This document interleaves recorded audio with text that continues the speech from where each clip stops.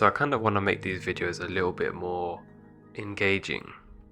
I know there's a lot of channels nowadays that are doing similar videos to mine, and I kind of wanted to make this a bit more interactive for you guys because it's so easy to go on YouTube and just scroll away. Even on long form videos nowadays, it's like you don't really remember.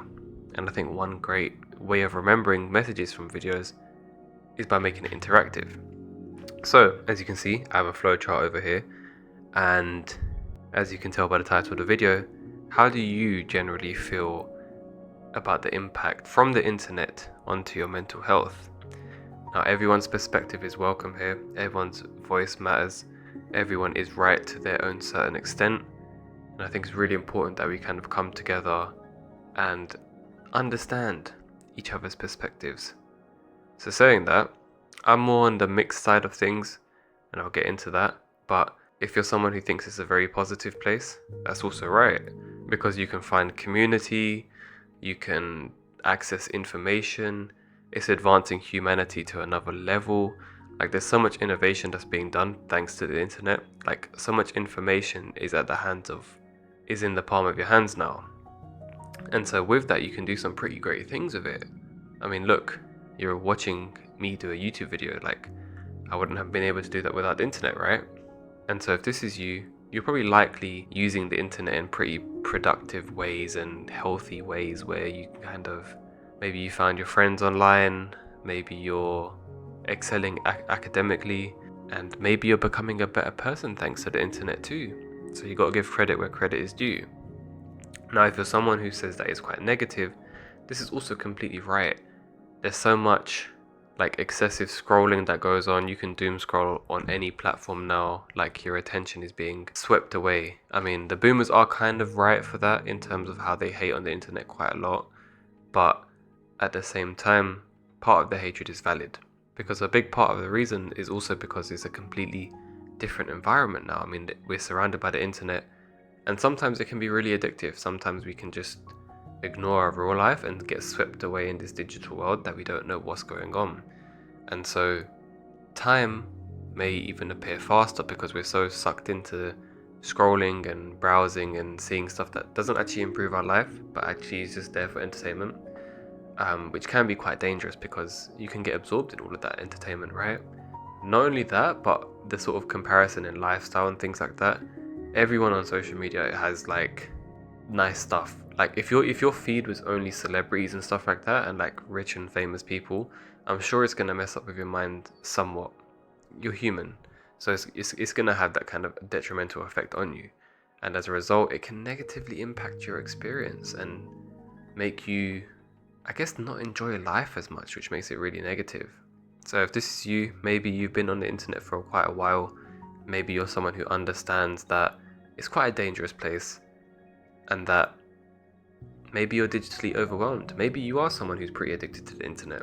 Nothing wrong with it, but it can sort of breed a very negative outlook on it and life as a result of it. But the people who think it's mixed is also valid too, because when anything good comes in life, you also get the negative sides of stuff. Like, for example, water in excess is really bad, but if you have a balanced level of water, you're fine. Same way with healthy eating, same way with healthy habits, right? It's all about kind of finding that middle ground between all of them. But yeah, if you do find yourself in the middle ground, I would say you're probably a bit more conscious of your tech use, most likely, and you recognize some of the things, which means that you're kind of aware, which is a good thing, right? But again, being too aware sometimes can be a bad thing, so it's really important to find that middle ground. And yeah, so now we're going to get into some more detail about this, and also some tips on how to navigate the internet a little bit better.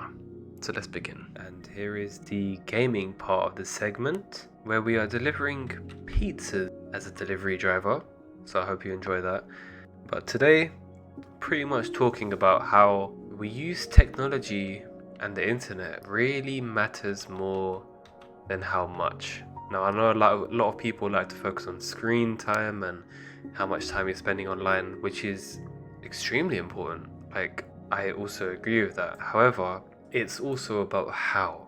Because sometimes maybe you've got a business on the internet, maybe you've got a career on the internet, or maybe you're just doing productive things on the internet.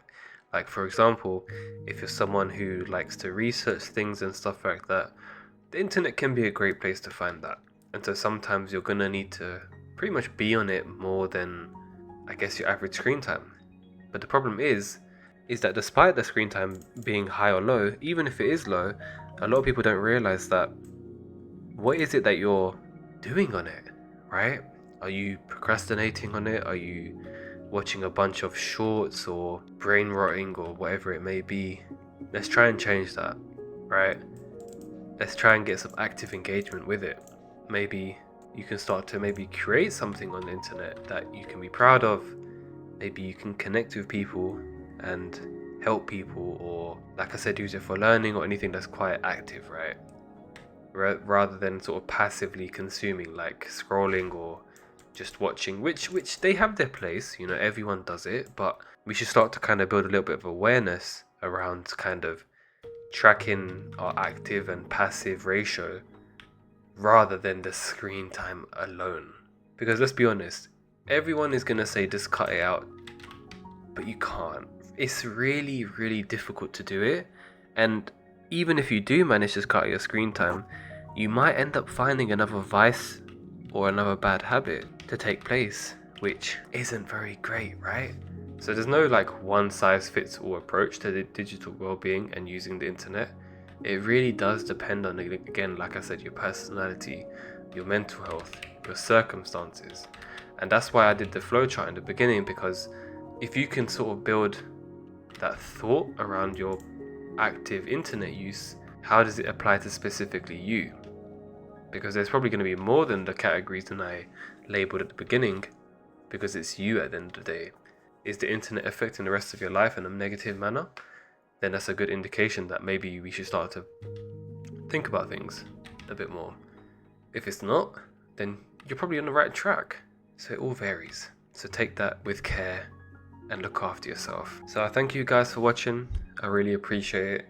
Let me know if you guys like these kind of style videos. I really dig the flowchart. I think I can do some really, really cool things with it. So I'm probably gonna really just start spamming them. To be honest, I have a bunch of ideas when it comes to that. So stay tuned for that. And remember, if you're still at this part of the video, please set a digital intention before your use of the internet, or after, right? The goal here is to cultivate mindfulness.